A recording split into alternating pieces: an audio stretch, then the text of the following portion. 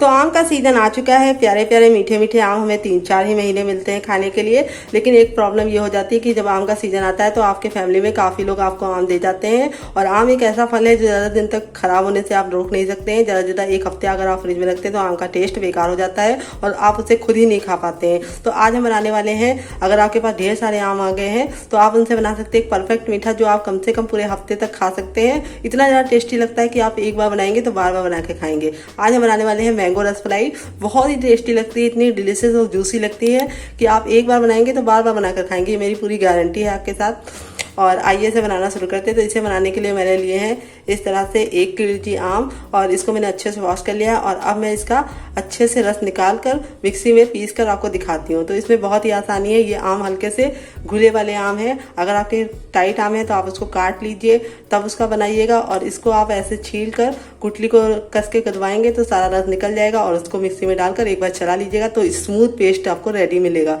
तो मैंने पेस्ट बना के रखा है, आपको दिखाती हैं।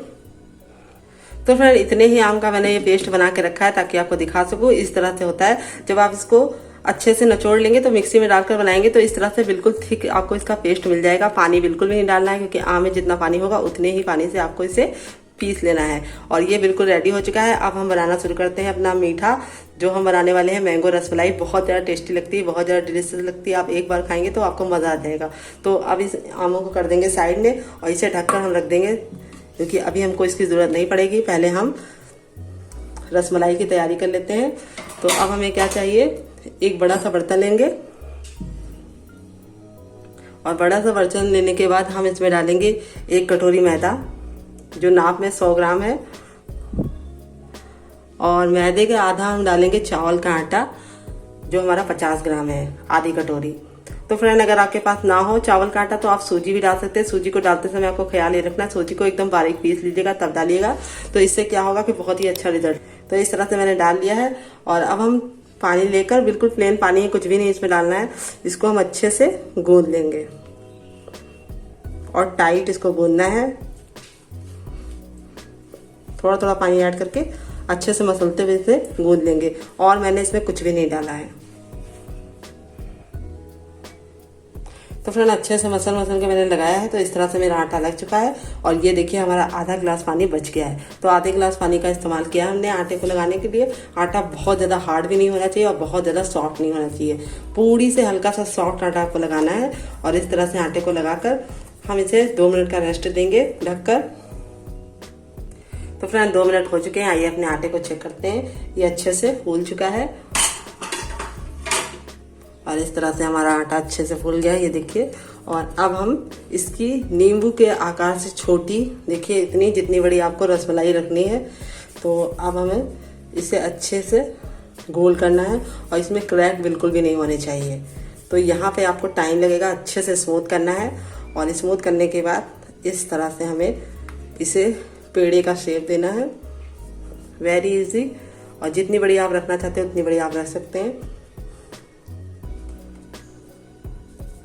और इस तरह से हमने ये बना लिया है।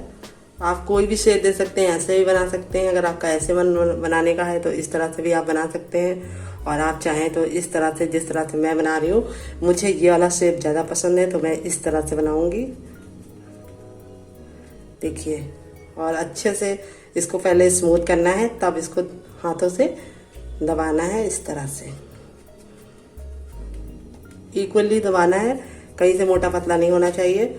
और आप चाहें तो अगर आपके हाथों में चिपक रहा है तो आप हल्का सा ऑयल भी लगा सकते हैं, लेकिन उसके बिना भी ये बन जाती है। तो इस तरह से हम इसमें रखते जाएंगे और इस तरह से हम सारी अपनी बना लेंगे। तो देखिए बहुत ही आसानी है। नींबू के आकार से कम का पेड़ा लेना है और इसे अच्छे से स्मूथ करना है। और स्मूथ करने के बाद इस तरह से करना है। तो इस तरह से मैं बना के सारे आपको दिखाती हूँ। तो फ्रेंड ये देखिए प्यारी प्यारी रसमलाई मैंने इस तरह से बना के रख दिया है। और अब इसके बाद हम क्या करेंगे, एक बर्तन लेंगे और इसमें हम डाल लेंगे थोड़ा सा देसी घी ताकि ये चिपके ना। तो अब हमें अच्छे से फैला लेना है देसी घी को इसके पूरे बर्तन में। इस तरह से आप चाहें तो ऑयल भी लगा सकते हैं, लेकिन देसी घी लगाने से इसका टेस्ट भी अच्छा आएगा। और ये बिना घी के बनेगी और बिना चाशनी के ये रसमलाई बहुत ज़्यादा टेस्टी लगती है। तो इस तरह से मैंने अच्छे से घी लगा लिया और अब हम बिल्कुल आहिस्ते से अपनी रसमलाई को इसके अंदर, जो हमने बना के रखी है ये पेड़े, उसको हम इसके अंदर अच्छे से इस तरह से बहुत ही ज़्यादा प्यार से रखेंगे और इस तरह से स्पेस बना कर रखते जाएंगे।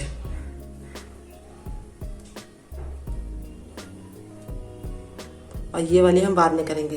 तो अब चलते हैं गैस की तरफ और इसे हम रख देते हैं बनने के लिए। तो कैसे बनाना है आप लोग ध्यानपूर्वक देखिएगा। तो चलते हैं गैस की तरफ। तो फ्रेंड, एक पैन में हमने पानी को रख दिया था गर्म होने के लिए। पानी बिल्कुल अच्छे से धुआंधार गर्म हो जाएगा, तब हम इस पर स्टैंड रखेंगे। स्टैंड रखने के बाद अब हमें केयरफुली इसको रख देना है इसके ऊपर और अब हम ढक्कन लगाकर इसे अच्छे से पकने देंगे कम से कम 10 मिनट तक। 10 मिनट तक बिल्कुल भी टच नहीं करना है और भाप से इसे अच्छे से स्टीम होने देना है ताकि ये अच्छे से कुक हो जाए। और अगर आपके पास स्टीमर हो तो आप स्टीमर में रख के बना सकते हैं, लेकिन जिनके पास नहीं है उनके लिए ये आइडिया मैंने दिया है। और इस तरह से हम इसे बनने देंगे कम से कम 10 मिनट तक मीडियम फ्लेम पर। फ्लेम को हाई नहीं रखना है, धीरे धीरे अच्छे से सॉफ्ट होने तक इसको कुक होने देना है ताकि ये अच्छे से पक जाए। तो फ्रेंड 10 मिनट हो चुके हैं। 10 मिनट से हमने इसे बिल्कुल धीमी आंच पर पकने के लिए रखा है और अब ये अच्छे से स्टीम हो चुका होगा। तो आइए इसे चेक करते हैं। तो मैं इसे हटा कर देख लेती हूँ बहुत ही केयरफुली। तो ये देखिए अपने साइज से डबल हो चुका है और काफ़ी अच्छे से स्टीम हो चुका है, इस तरह से देख सकते हैं आप। और अब हम इसे चेक करेंगे कि अच्छे से कुक हुआ है या नहीं। तो फ्रेंड चेक करने का सीधा तरीका ये है कि आप चम्मच को इस तरह से डालिए। अगर ये नीचे से छोड़ रहा है तो यानी अच्छे से ये कुक हो चुका है। अगर नीचे से ये चिपक रहा है तो ये कुक नहीं हुआ है। तो ये अच्छे से स्टीम हो चुके हैं। वैसे निकाल लेती हूँ फटाफट एक बर्तन में। तो बहुत ही आसानी से ये हमारी स्टीम हो चुकी है और इसे हम रख लेते जाएंगे अपने दूसरे बर्तन में। और इसका कलर बिल्कुल चेंज हो चुका है।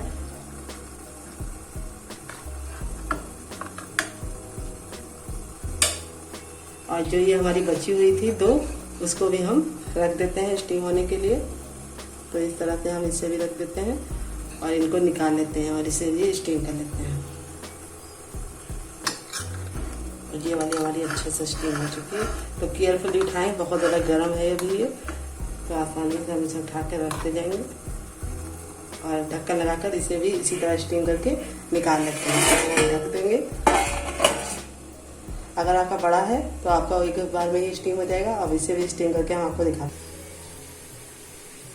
तो फ्रेंड देखिए अच्छे से हमारी सारी तैयार हो चुकी है, अच्छे से स्टीम हो चुकी हैं। अब हम चलते हैं गैस की तरफ और इसे फटाफट बनाते हैं रसमलाई को।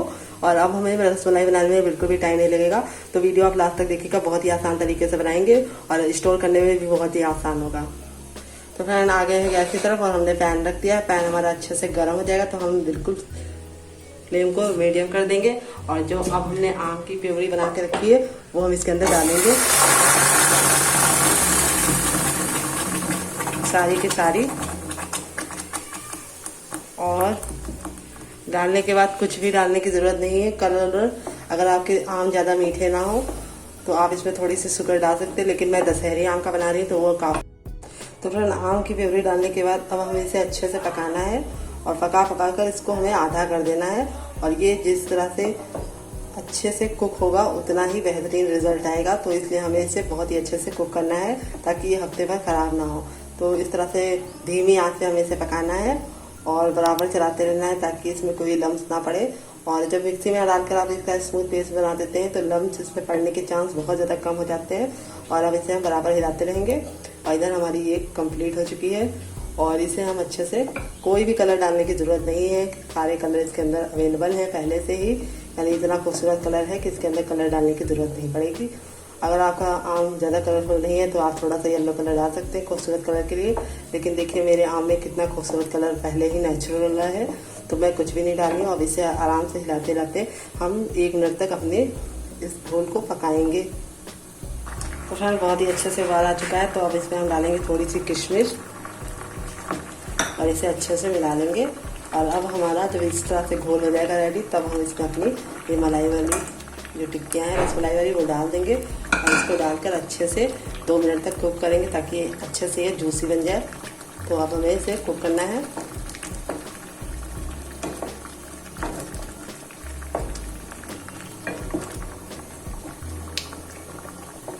बराबर हिलाते जाएंगे और अच्छे से पका लेंगे 2 मिनट तक। तो फ्रेंड अच्छे से ये पक गया है और गाढ़ा भी हो चुका है, और जितना ही ठंडा हो जाएगा उतना गाढ़ा हो जाएगा। तो ठंडा होने के बाद वैसे भी ये बहुत ज़्यादा थिक होगा। तो देखिए ग्रेवी इसकी कितनी ज़्यादा गाढ़ी हो चुकी है और बिल्कुल रेडी हो चुका है। अब मैं इसे सर्व करूँगी और गार्निश करूँगी। तो मैं गैस के फ्लेम को बंद कर देती हूँ और अब इसको सर्व करते हैं। तो फ्रेंड इस तरह से मैंने निकाल लिया है और लास्ट में मैं इस पर बादाम के टुकड़े इस तरह से डालूँगी और इसको गार्निश करूँगी इस तरह से। तो रेडी है हमारी ये रसमलाई। देखिए कितनी ज़्यादा अमेजिंग बनी है और इस तरह से बिल्कुल अच्छे से ये टूटी जा रही है और बहुत ही अमेजिंग लगती है। आप एक बार बनाएंगे तो बार बार बना के खाएंगे।